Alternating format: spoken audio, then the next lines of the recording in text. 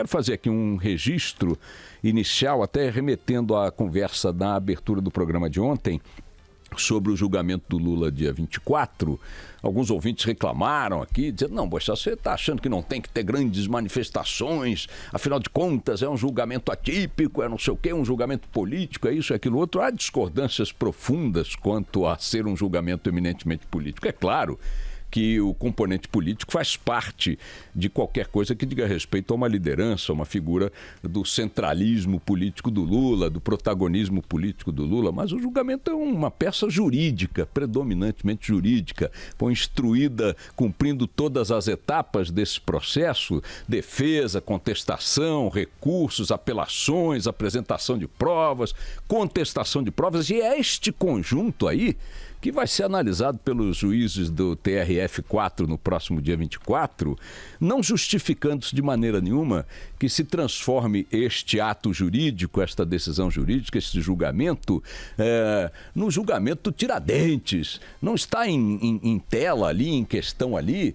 a análise de algo a que se chegou, e ainda sem sentença, pode ser até uma absolvição, algo a que se chegou a partir de um processo discricionário, conduzido num regime autoritário, por uma coroa de uma metrópole querendo ceifar um movimento libertário de uma colônia e por aí vai. Não tem nada disso. O senhor Lula, na condição de cidadão brasileiro, está sendo denunciado pelo Ministério Público Federal a partir de um conjunto de argumentos, de elementos, de evidências e até na visão do MPF, de provas, por maracutaias ou questões aí, neste caso específico relacionado à compra de um apartamento, de um triplex no Guarujá e tal. E os advogados do Lula terão lá, como tiveram ao longo de todo o processo, com suas testemunhas, suas alegações, seu espaço na mídia. O advogado do Lula tem ocupado um espaço permanente na mídia, com seus argumentos, suas contestações, nas redes sociais e tal. É impossível querer apresentar esse processo como fruto de um regime de exceção, como fruto de uma manipulação golpista, de uma ditadura contra um opositor, contra um herói, contra um resistente. Vamos parar com isso. Esse oba-oba, esse carnaval, não faz nenhum sentido, nem do lado daqueles que querem classificar este processo como uma peça golpista, nem do lado daqueles que querem imediatamente, a despeito de qualquer argumento da defesa ou de qualquer decisão soberana do juiz, a condenação do Lula. O que eu tenho insistido desde sempre é de que este festival de oba-oba em torno de uma etapa de um processo que, aliás, não chegará ao fim nesse dia. Como disse ontem o próprio presidente do TRF, a jurisprudência brasileira é muito pródiga em recursos, né? A legislação brasileira, as leis brasileiras, elas são recursais. Você apela, condena aqui, apela para ali, vai para lá, tem recurso ao próprio tribunal diante de uma condenação, recurso ao STJ diante de uma condenação, de um resultado adverso, recurso ao STF.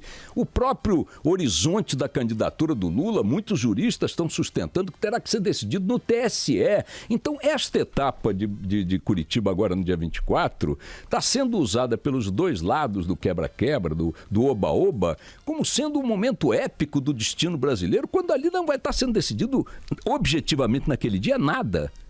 Vai poder haver uma condenação que pode ser por 2-1, pode ser uma absolvição por 3-0, condenação por 3, seja o que for, é apenas uma etapa desta luta jurídica que o cidadão Luiz Inácio Lula da Silva terá que continuar travando para poder, como todos nós, sujeitos estamos às mesmas condições, provar sua inocência, derrubar os argumentos do Ministério Público, da promotoria.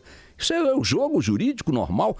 Imaginar que Lula não possa estar sujeito a esse tipo de trâmite, a esse tipo de questionamento por parte de procuradores federais, é supor que qualquer outro cidadão mereça a mesma alforria prévia, a mesma isenção prévia, a mesma inocência prévia. Não tem esse papo, além do que será preciso ignorar a quantidade monumental de eventos criminosos já aprovados ocorridos durante a gestão do Lula, ainda que sem seu comprovado envolvimento direto. Então, ontem houve aquele encontro do presidente do TRF com a ministra Carmen Lúcia no Supremo Tribunal Federal, e hoje o Bernardo Melo Franco, nosso companheiro da Folha de São Paulo, diz na sua coluna, uma frasezinha no seu artigo comentando esse encontro e outros fatos a eles relacionados, que a ministra Carmen Lúcia não viu motivo nenhum para se fazer qualquer ação grandiosa de segurança em torno do julgamento. O indicando, minha gente, nesta pequena observação registrada pelo Bernardo, remetendo ao entendimento da presidente do Supremo, indicando que nós vamos viver ali muito provavelmente um anticlímax, sabe, desse oba-oba todo que está motivando tanta discussão, tanto debate. No dia 24 vai haver um julgamento, seja qual for o resultado, ele prevalecerá como decisão soberana de um tribunal, onde os juízes, isso é fundamental para o país, não é para o Lula, não é para quem gosta do Lula ou para quem não gosta, é fundamental para o país que os juízes tenham condições de decidir soberanamente sobre o processo. Tenham preservadas todas as garantias necessárias à preservação também de sua independência e sua soberania sobre a sentença que vão prolatar. E acho que seja qual for essa sentença, quero deixar aqui registrado isso hoje. Mais uma vez, não vai acontecer nada. Esses babacões que estão dizendo que vão parar o país, vão fazer, vão acontecer, precisa consultar a população. Precisa ver, porque as multidões vão para a rua. Acho pouco provável que multidões se desloquem para as ruas, não importa qual seja o veredito. Não importa qual seja o veredito. Tanto quanto naquela primeira audiência que ele teve com o Moro, e que se produziu também um baita de um oba-oba em torno, e depois as outras oba-oba nenhum produziu, porque a primeira não deu em nada que justificasse aquele carnaval, esta vai ser exatamente a mesma coisa.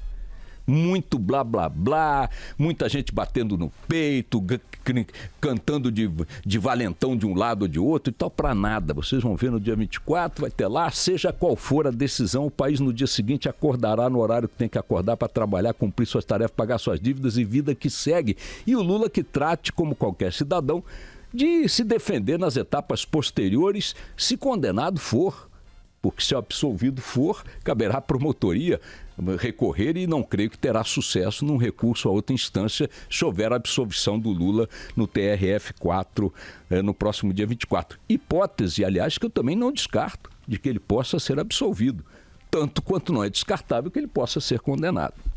Tirando este oba-oba em torno deste assunto que é a imagem do carro patinando na lama, não sai do lugar, tivemos dois fatos ontem curiosos que também tratam de assuntos em que o país patina, né?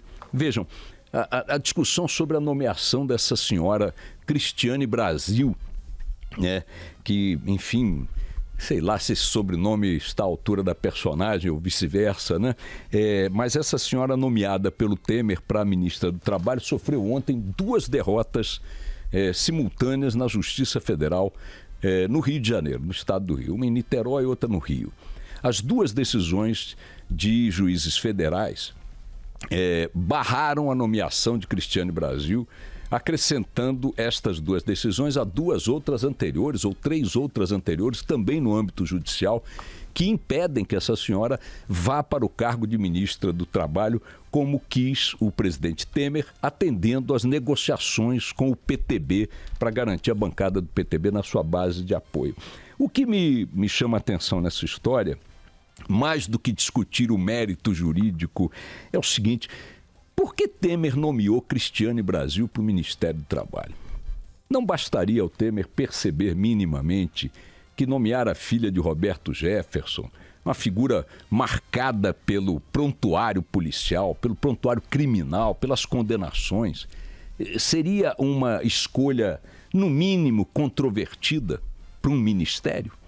E depois que nomeou e viu as reações no campo legal, na opinião pública e tudo mais, por que está insistindo, ainda que o faça no seu esperto silêncio, não voltou ao assunto para retirar a nomeação, para dizer, olha, PTB vem cá, não deu, não colou, me dá outro nome e tal. Por que insistir numa nomeação? Por que fazer uma nomeação desastrosa? Por que insistir nela? Por que este silêncio do presidente Temer diante de um ato que parece que não é com ele? Parece que não diz respeito a uma decisão do presidente da República nomeando um ministro, né? O que é mais impressionante é que ainda continue se discutindo se é razoável nomear para o Ministério do Trabalho uma cidadã que tem condenações na Justiça do Trabalho. Uma condenação na Justiça do Trabalho por ação trabalhista, outro processo trabalhista também em andamento com condenação. Como é que pode? Isso equivaleria, estava até perguntando como é que fala direitinho esse nome para não errar, não botar a sílaba no lugar errado, mas é como se você pegasse um cara da Ku Klux Klan e nomeasse para o departamento que cuida de combate ao racismo no Ministério dos Direitos Humanos. É como se você pegasse um vegano dos mais ortodoxos e mandasse cuidar do setor de abate de animais do Ministério da Agricultura. Você pegar uma cidadã, esquece que ela é filha do Roberto Jefferson, tá bom. Esquece que ela é cria de uma figura com esse prontuário político, esse prontuário policial. Mas pegar uma pessoa que tem esta biografia na área dos litígios trabalhistas para ser ministra do Trabalho é uma piada. De uma inabilidade assombrosa. Eu não consigo entender como é que um cara com a experiência do Temer comete um deslize tão primário e persiste nele. Ainda que isto seja um persistir que remete mais uma vez àquela imagem do carro que só está derrapando na lama, não sai do lugar. É uma chatice esse assunto, eu reconheço, mas cá entre nós, vá procurar assunto, fazer bobagem assim com essa frequência, sei lá onde. Outra do gênero foi a audiência que ele concedeu ontem, ou melhor, a reunião que ele teve ontem com o diretor-geral da Polícia Federal, o senhor Fernando Segovia. Qual é o problema do presidente da República receber diretamente o diretor-geral da Polícia Federal?